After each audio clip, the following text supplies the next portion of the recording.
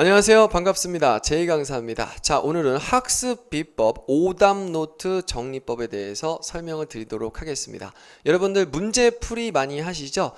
문제 풀고 나서 그냥 채점만 하고 넘어가시면 실력이 안 는다라는 거 이거 알고 계실 거예요. 그죠? 그럼 내가 틀린 문제들을 어떻게 하면 좀 더 효과적으로 정리해서 내 실력을 업그레이드 시킬 것인가? 이게 문제인데요. 오늘 강의의 핵심은 그겁니다. 어떻게 하면 내가 틀린 문제들을 가지고 내 실력을 업그레이드 시킬 것인가? 뭘 통해서? 오답노트 정리를 통해서. 자, 여러분들 중고등학교 때 오답노트 정리 많이 해보셨을 거예요. 어떤 식으로 하셨습니까? 그죠? 그래서 틀린 문제들을 공책에 문제집을 아예 찢어서 붙이시는 분들도 계셨고요. 다시 적어놔서 나중에 모아서 한꺼번에 시험 전에 풀어보는 요렇게 오답노트를 운영하시는 분도 계셨어요. 하지만 오늘 얘기는 약간 다른데요. 그래서 오늘 오답노트 정리법은요, 모아서 풀어보는 개념이 아닙니다. 우선 가장 핵심적인 부분은 여러분들이 10문제를 틀렸으면은 자기가 꾸준히 할 수 있을 정도의 양을 정하는 건데요. 제가 정하는 양은 하나에서 2개 정도입니다. 각 파트별로. 그래서 만약에 제가 파트 1에서 3개, 4개를 틀렸어요. 그 중에서 하나만. 파트 2에서 10문제를 틀렸어. 그러면 2개에서 3개만. 파트 5, 6도 마찬가지로 2개에서 3개만. 그리고 7도 2개에서 3개만. 개수를 절대 많이 잡으시면 안 됩니다. 욕심이 나는 건 알아요. 맨 처음에 특히 공부를 시작할 때 난 많이 해서 빨리 끝낼 거야. 근데 그 마음이 끝까지 가지 않는다는 거 웬만해서 가지 않잖아요. 그죠? 알고 있습니다. 그래서 뭐다? 여러분들이 꾸준히 할 수 있는 요 양이 필요하다는 거죠. 제가 그랬었거든요. 제가 맨 처음에 진짜 열심히 하려고 문제집 막 10권씩 사다 놓고 막 풀고 그랬었는데 나중에 다 풀지도 못했어요. 알고 봤더니 너무 많은 것들을 한꺼번에 하려고 해서 그랬던 것 같아요.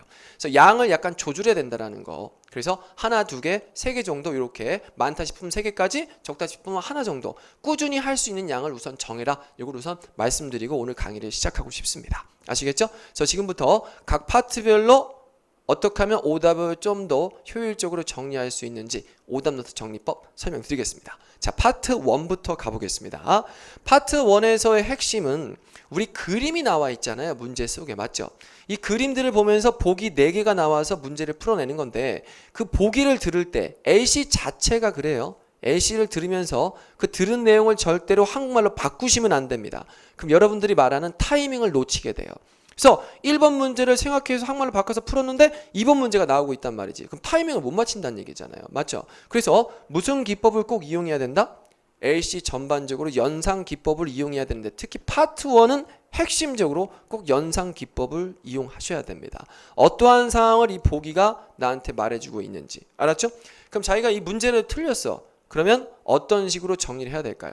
스크립트가 필요합니다. 여러분들 스크립트 많이 흔하게 구하실 수 있잖아요.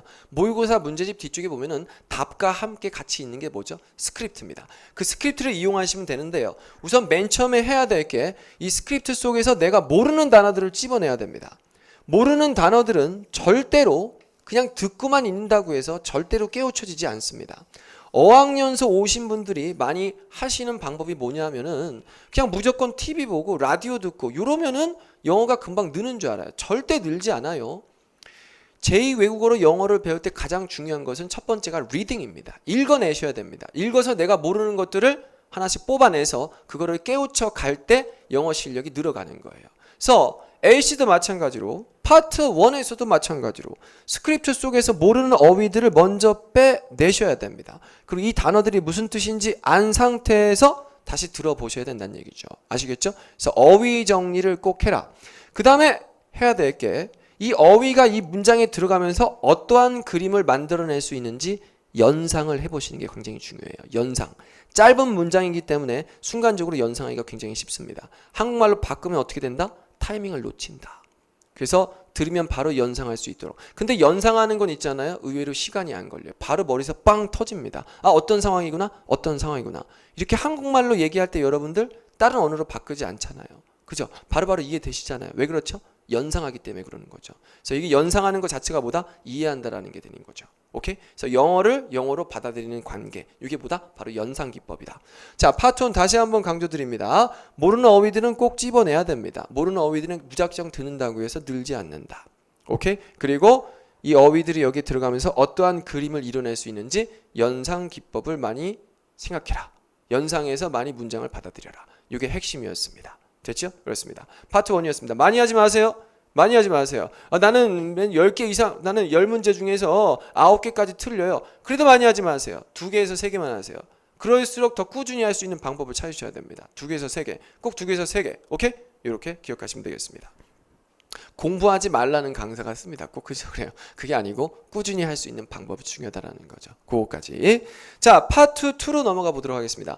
파트 2는요. 오답 정리라고 적어놨는데요. 이게 무슨 소리야? 오답 노트 정리인데 갑자기 오답 정리라고 적어놨어요. 그랬어요. 이게 무슨 얘기인가 하니 파트 2도 마찬가지인데 이게 타이밍을 많이 놓친다는 얘기를 하시는데 문제를 듣고 한글로 바꾸고 있으면 보기가 나와서 싹 다 지나가 버립니다. 맞죠? 제가 그랬었거든요. 문제가 길어지면 어떻게 되죠? 그냥 한글로 바꾸려 그래. 그럼 보기가 C까지 다 지나가 있어요. 한글로 바꾼 상태에서. 타이밍이 굉장히 중요한데 이것들을 그냥 한글로 바꾸고 있으면 안 됩니다. 근데 문장이 긴 경우 이런 것들은 어떻게 받아들여야 되느냐, 뭐 여러 가지 요령들이 있습니다. 뭐 똑같은 발음을 피해라, 뭐 여러 가지 업계에서 떠드는 여러 가지 요령들이 있는데 그러지 말고 정식으로 정면 돌파할 수 있는 방법이 있는데요. 바로 이 오답 노트 정리를 통해서란 얘기죠. 오케이? 그래서 오답 정리라는 게 무엇이냐? 스크립트를 보면서 잠깐 설명드리겠습니다. 이러한 문제가 있습니다. when으로 시작하는 문제가 있어요. 우리가 문제를 들었을 때 이 when을 들었을 거야. when. 언제입니까? 언제 페이먼트를 볼 수가 있나요? 라는 질문인데요. A에서는 갑자기 because of 그랬습니다. 그러면 요거를 때문에로 해석하지 마시고 어떻게? 이거는 why로 물어봐야 답이 될 수 있는 보기구나. 그래서 지워낼 수가 있는 것이고, 그리고 C도 오답인데요. with cash 그럼 뭐예요? 방법을 묻는 how로 물어봐야 답이 될 수 있는 문제구나. 이런 식의 해결 방법이 있다라는 거죠.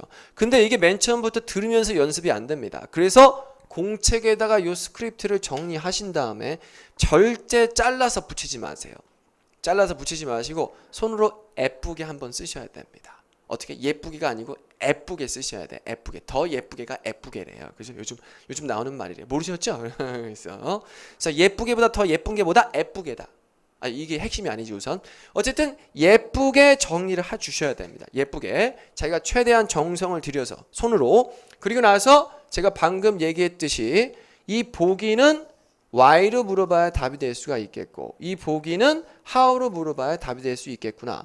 어떠한 질문을 던져야 이 보기들이 답이 될 수 있는지를 생각해 보신다면 나중에는 한국말 필요 없이도 바로 답을 선택할 수도 있고, 그리고 영어를 영어로 이해하고 또 자기가 문제를 만들어 보는 게 돼요. 어떠한 효과가 있다? 자기가 문제를 만들어 보는 게 될 수가 있다. Y로 나오는 문제가 되면 이런 게 답이 될 수도 있겠구나. 그러면서 자기가 했던 공부 양이 몇 배가 돼버립니다. 2~3배가 늘어나는 거죠. 한마디로 얘기해서. 이 문제의 답은 요건데 여기서 문제를 2개를 더 만들어 버렸어요. 그러니까 어떻게 되는 거죠? 한 문제 속에서 3문제를 풀게 되는 거죠. 저렇게 배로 늘릴 수가 있습니다. 이러한 효과가 있기 때문에 꼭 많이 하지 말라 그랬어요. 파트 2 나 진짜 못해. 한 10개씩 15개씩 틀립니다. 그래도 2~3개만. 절대 많이 하지 마세요. 꾸준히 할 수 있어야 됩니다. 뭔가 적고 정리한다라는 게 이게 의외로 꾸준히 하기가 힘들어요. 그래서 꾸준히 하기 위해선 개수를 정해라. 맥시멈 3개. 좀 더 열심히 하고 싶어? 4개까지 봐드릴게요. 아시겠죠? 그래서 그 정도로 꾸준히 할 수 있도록 매일매일 할 수 있도록 만들어 주시면 되겠습니다. 파트 2 이해하셨죠? 이렇게 오답 정리라는 것은 바로 이렇다. 답이 안 된 보기들은 어떤 식으로 물어보면 답이 될 수 있는지 자꾸 생각해 보면은 나중에 한국말 필요 없이도 답을 선택할 수 있게 되고 한 문제를 통해서 2~3문제를 푸는 이런 효과가 있을 것이다. 이거 기억하시면 되겠습니다. 아시겠죠? 자, 다음은 파트 5, 6로 가볼 건데요. 파트 3, 4는 독해와 같이 설명을 드리도록 하겠습니다. 그러면 5, 6는 어떤 식으로 공부해야 되느냐. 이 강남 쪽으로, 강남에 학원들이 많잖아요, 여러분. 서울 강남에. 그래서 보면은 지하철을 타고 제가 출근을 하다 보면 지하철 안에서 5, 6 공부를 하시는 분들이 엄청 많아요. 그래서 보면은 토익 하시는 분들이구나 이렇게 생각을 하는데요.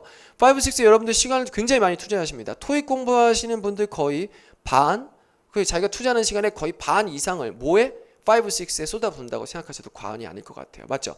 근데 이 5, 6에서 시간을 많이 투자한 만큼 효력이 많이 안 나요. 그리고 시간이 많이 부족해. 파트 7에서 시간이 부족하다고 말씀하시는데 사실은 뭐예요? 5, 6에서 너무 시간을 오래 끌었기 때문에 7에 가서 그 시간들이 밀려서 어떻게 된 거다? 시간이 전반적으로 부족했던 것처럼 느껴지는 거죠. 그죠? 그러면 5, 6를 어떻게 하면 좀 더 효과적이고 좀 더 정확하고 빠르게 풀 수가 있느냐? 뭘 정리해야 돼? 또 오답 노트를 이렇게 정리해 주시면 굉장히 효과적입니다. 아시겠죠? 자, 5, 6 해설이라고 적어놨는데요. 여러분들 푸신 문제 다시 한번 말씀드립니다. 절대 잘라서 붙이시면 안 됩니다. 여러분들이 손으로 한번 써보셔야 돼요. 예쁘게, 최대한 이쁘게. 저도 굉장히 악필인데요. 악필이도 상관없습니다. 최대한 자기가 할 수 있을 만큼 예쁘게 적어주셔야 됩니다. 예쁘게 다시 한번 강조드려요. 그래요. 그럼 그러한 문제를 적었어. 그러한 문제 자기가 틀린 문제 적었습니다. 그러면 답이 C였다고 한다면 이것도 마찬가지로 나머지 보기들은 왜 답이 안 됐는지를 다시 한번 생각해 주는 거예요. 뭐처럼? 파트 2에서 그랬던 것처럼. 그래서 이 문제를 보시면 얘가 주어입니다. 주어인데 무슨 주어예요? 단수 주어라는 거지. 그리고 뒤쪽에 기간 명사구가 있습니다. 기간 명사구. 그리고 뒤에는 전명구가 있죠. 간단히 설명드렸으면 이랬습니다. 전명구. 그러면 파트 5 같은 경우는 하나의 문장으로 이루어져 있기 때문에 여기 꼭 뭐가 필요하다? 주어 동사가 필요하겠죠. 주어 뒤쪽에 붙는 동사가 필요합니다. 그럼 이 동사 형태를 골라내기 위해서는 B와 D는 절대 안 된다라는 거지. 주어 뒤쪽에 붙는 동사는 ing 형태나 to 형태로 시작할 수가 없어요. 그래서 A랑 C가 되는데 주어가 단수니까 S가 붙어야 되겠죠. 답이 그래서 C가 됩니다. 맞죠? 그럼 방금 했던 얘기를 여러분들이 공책에 다시 한번 정리를 해보는데 어떻게 정리를 하느냐? A는 S가 없었기 때문에 답이 안 됐고요. departing은 주어 바로 뒤쪽에 붙는 동사, 문장을 이루기 위해서 만들어주는 동사는 ing 형태 준동사라서 답이 안 되고요. 투부정사도 마찬가지로 문장을 이루는 동사로 쓰일 수 없는 준동사기 때문에 안 되고요.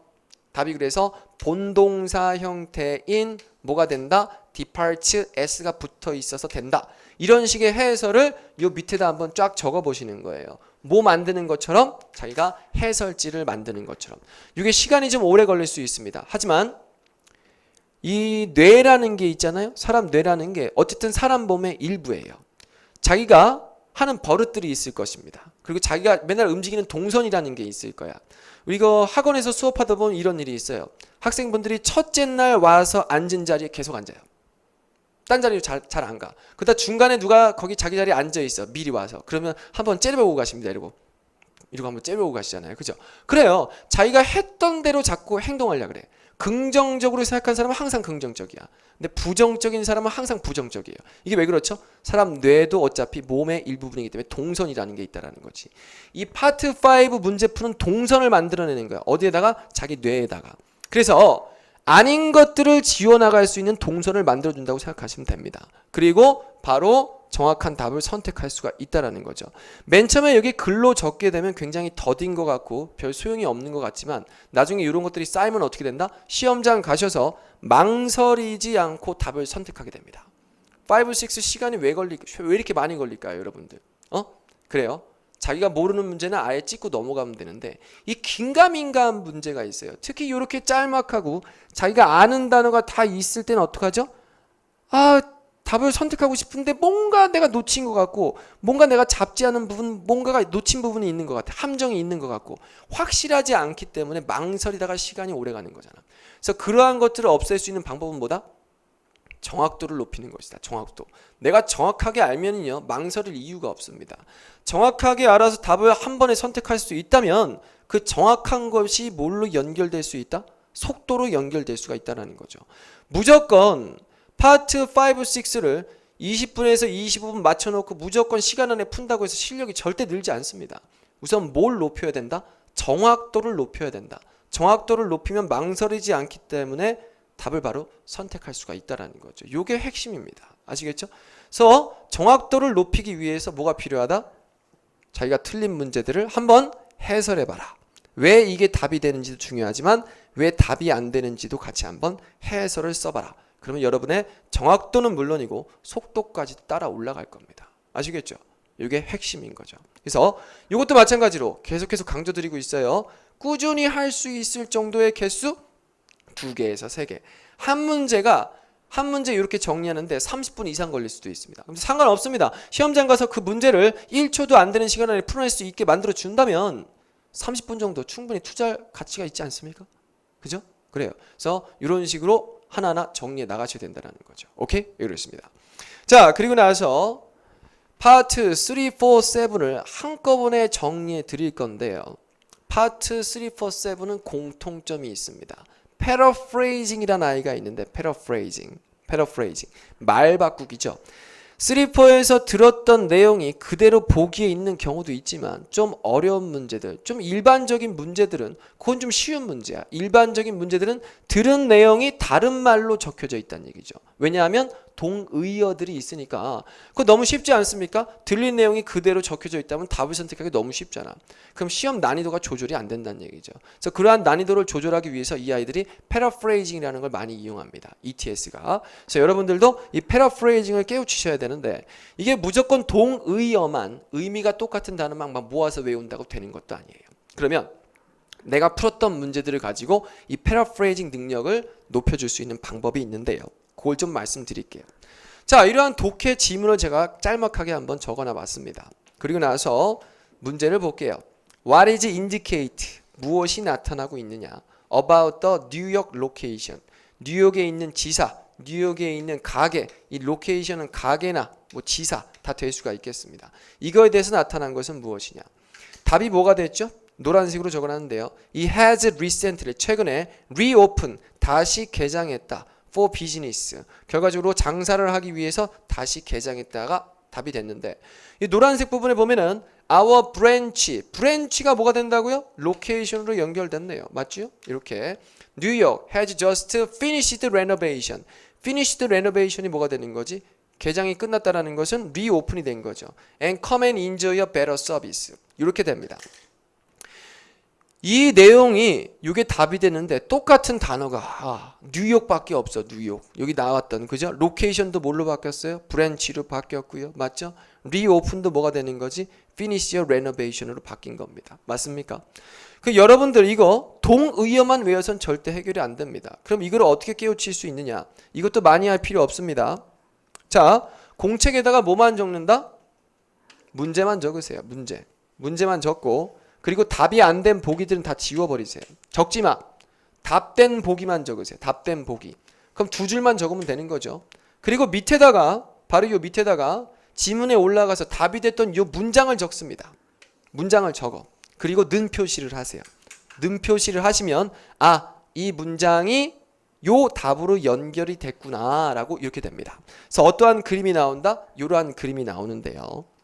What is indicated about a New York location? 로케이션 나왔죠? 그래서 has recently reopened for business가 답이 됐어. 그리고 는 쓰고 지문에 있던 내용을 한 줄만 적으시면 됩니다. 그리고 나서 핵심적으로 paraphrasing이 이루어진 부분을 다시 적는 거죠. 그래서 reopen과 뭐랑 연결된다? renovation이랑 연결이 되는구나. 그리고 하나 더 찝자면 location이 그냥 일반적인 장소란 뜻도 되지만 지사란 뜻도 되는구나. 여기다 또 적으세요. location 그리고 브랜치를 적으세요. 이렇습니다. 그럼 아까 말씀드렸던 뇌에 동선이 생긴다. 어떠한 동선? paraphrasing 동선이 생기는 거죠. 긍정적으로 생각하는 사람은 긍정적으로만, 부정적인 사람은 부정적으로만. 하지만 이런 paraphrasing을 계속해서 정리하다 보면은 paraphrasing 동선이 생깁니다. 그래서 이해해서 문제를 풀 수가 있다는 거죠. 독해의 갖가지 요령들이 굉장히 많습니다. 문제부터 읽고 답을 먼저 찾아내라. 다 좋아요. 다 좋은데 뭐야? 정작 답이 있는 위치에 가도 그 문장이 답인지 아닌지 구분을 못합니다. 왜? paraphrasing이 이루어졌기 때문에. 이 paraphrasing 능력을 기르지 않고는 절대 독해를 고득점을 할 수가 없다. 독해를 몇 분 안에 풀어야 되냐고 자꾸 물어보십니다. 독해 풀어내야 됩니다. 최대한 빨리 풀어야 됩니다. 사실은 뭐 45분 이런 거 필요 없어요. 이 RC를 몇 분 안에 풀어야 되냐? 최대한 빨리 풀어야 돼요. 그죠? 그럼 무조건 빨리 풀어서 될까요? 점수가 안 나와. 빨리 찍으려면 자대고 쫙 그으시면 됩니다. 그러면 연필 자국이 쭉 나기 때문에 다 푼 것처럼 보여요. 그럼 그렇게 풀어봤자 소용이 없잖아. 그치? 맞춰야 됩니다. 맞추는 게 우선 1순위인 거야. 정확도를 높이세요. 정확도를 높인 다음에 속도를 생각해야 된다는 이 얘기죠. 그래서 독해 같은 경우도 패러프레이징을 정확하게 할 수 있으면 그때부터 여러분들 탄력을 받아서 속도가 나기 시작할 거야. 그 전까진 재미가 없어요. 사실은 무슨 얘기하는지도 모르겠고 그냥 아유 긴가민가 하고 이게 무슨 얘기야. 여러분들 손으로 하나하나 해보셔야 됩니다. 이것도 많이 하지 마세요. 독해가 총 48문제인데 나 막 15개, 20개씩 틀려. 그래도 상관없어. 두세 개씩만 하세요. 두세 개씩. 매일매일 두세 개씩. 한 달만 하시면 됩니다. 한 달만 하면 정확도가 눈에 띄게 올라가 있을 거예요. 그리고 점수도 눈에 띄게 바뀌어 있을 겁니다. 이거. 얼마나 좋습니까? 저희가 모의고사 문제집을 풀었어. 모의고사를 풀었어. 뭐 문제를 풀든지 간에 무슨 문제를 풀든지 간에 수업 시간에 풀었어. 그러면 그 중에서 하나 두 개만 이렇게 정리하시면 여러분 머릿속에 뭐가 생긴다? 그렇죠. 정확하게 잡아낼 수 있는 능력, 즉 동선이 생긴다라는 거죠. 이게 중요합니다. 이 파트 3, 4도 마찬가지입니다. 파트 3, 4도 이런 식으로 똑같이 문제 쓰고 답이 된 보기만 쓰고 지문, 스크립트에 가셔서 지문에 있는 답된 그 문장만 밑에다 늘을 쓴 다음에 정리하시면 패러프레이징 능력이 생깁니다. LC 같은 경우도요 무조건 듣는다고 느는 게 아니라고 앞에서 말씀을 드렸어요. 맞죠? 그래서 독해와 마찬가지로 이런 식으로 정리하시면 굉장히 빨리 적응할 수가 있다라는 거. 여러분 속도가 먼저가 아닙니다. 무조건 빨리 하려고 그러지 마세요. 뭔가 단계를 밟아줘야 될 건 단계를 밟아줘야 돼. 한 달 안에 끝낼 수 있습니다. 토익. 분명히 끝낼 수 있어. 하지만 그 한 달이라는 시간 동안 여러분들이 해야 될 것들이 있다라는 거죠. 자기의 능력을 발전시키기 위해서. 그래서 맨 처음부터 마음이 급한 건 알고 있어요. 속도에 신경 쓰지 마세요. 하지만 약간 더 정확하게 세밀하게 바라볼 수 있는 눈이 필요하다라는 거죠. 왜? 정확해지면 빨라지니까. 망설일 게 없으니까. 시험장 가서 뭘 망설이고 뭘 어영부영 될 기회가 있겠습니까? 없으니까. 바로 내가 지금 답을 적어서 내 점수를 올릴 수 있는 답이 앞에 보이는데 뭐 망설일 이유가 없죠. 그죠? 바로 잡아낼 수가 있다는 얘기죠. 그래서 무조건 정확도를 먼저 높여라. 정확하면 어떻게 되니까? 빨라지니까. 정확하면 어떻게 된다? 빨라진다. 이게 바로 핵심입니다. 아시겠죠? 그래서 오답 노트는 뭐 하는 과정이다? 여러분들의 정확도를 높이는 과정이고 정확도가 높여지면 여러분들이 원하시는 초고속으로 문제를 풀어낼 수 있고 여러분들이 초고속으로 점수를 얻어낼 수 있는 지름길이 될 수가 있다는 거죠. 아시겠죠? 자, 여러분들 오늘 수업 들으시고 궁금한 게 있으시면 질문, 학습 질문 코너에 남겨주세요. 기다리고 있겠습니다. 아시겠죠? 자, 그랬어요. 저는 제이 강사였습니다. 수고하셨습니다.